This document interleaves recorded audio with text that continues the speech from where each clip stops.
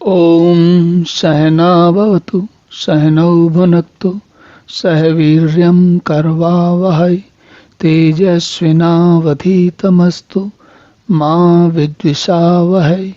ओम शांति शांति शांति। हरि ओम। तो जो बात पिछले श्लोक में भगवान कह रहे थे कि जो तुम किसी और को पूजते हो तो भी तुम वास्तव में मुझे ही पूजते हो।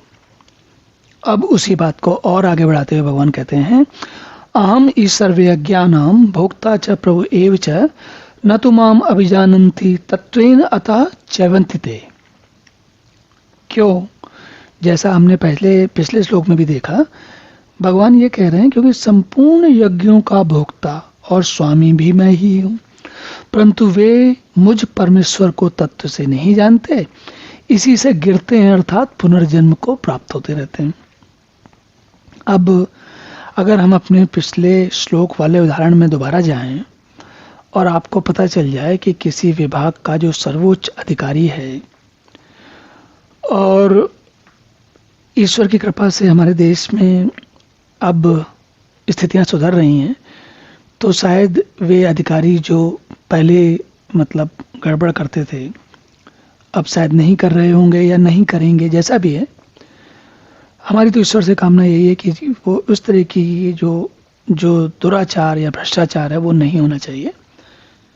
लेकिन उसी उदाहरण को हम थोड़ा और आगे ले चलते हैं। क्या? यदि आपको और मुझे पता चल जाए कि किसी विभाग का सबसे बड़ा अधिकारी है, सीधा उसी के पास सारे पैसे जानते हैं, सारी ताकत उसके पास ही है, तो आप नीचे वाले अच्छा, पहले तो हमें ये पता चल गया कि सबसे बड़ा अधिकारी है, ठीक है। दूसरी बात, हमको ये भी पता चल गया कि अगर हम नीचे वाले चपरासी के पास या नीचे वाले अधिकारी के पास या उसके ऊपर वाले अधिकारी के पास जाएंगे तो संभावना है काम हो, संभावना है काम ना हो, कोई पक्का नहीं। और अगर नहीं होगा तो क्या होगा? फिर हमें वापस दोबारा आना पड़ेगा काम करवाने के लिए, क्योंकि भाई आपने पैसे दिए, उसका अधिकार नहीं चला, उसकी जो अधिकारी की क्षमता से उससे कोई बड़ा अधिकारी ने कोई नियम निकाल दिया या बड़े वाले अधिकारी के पास कोई दूसरा अधिक पैसे दे गया, तो आपका काम अटक गया। जब आपका काम अटक गया तो आप क्या हुआ? अब आप गिर गए मतलब पुनर्जन्म को प्राप्त हुए। मतलब पुनर्जन्म को प्राप्त हुए का अर्थ हुआ अब आपको दोबारा काम करने के लिए जाना पड़ेगा। तो पिछली बार जितने पैसे खर्च किए आपने वो तो सारे गए उसमें व्यर्थ में चले गए और अब पुनः प्रयास करना पड़ेगा। अब अगर आपको यहाँ इस उदाहरण को अगर आप थोड़ा सा और वैसे सुनने में हास्यास्पद भी लग सकता है और व्यंग्यात्मक भी लग सकता है।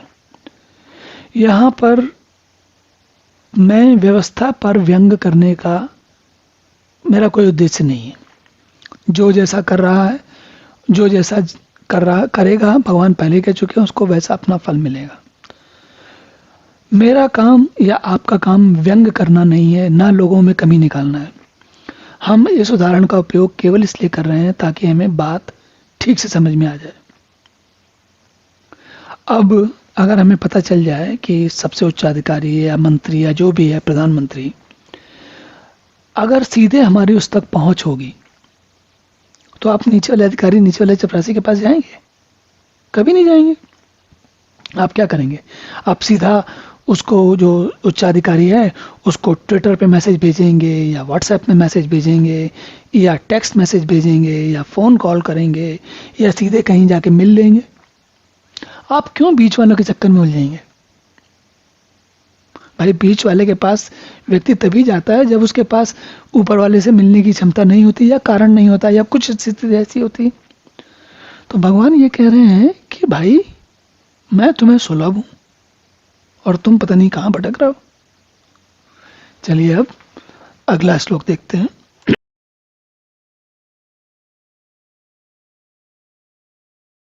ओम पूर्णमदः पूर्णमिदं पूर्णात् पूर्णमुदच्यते पूर्णस्य पूर्णमादाय पूर्णमेवावशिष्यते।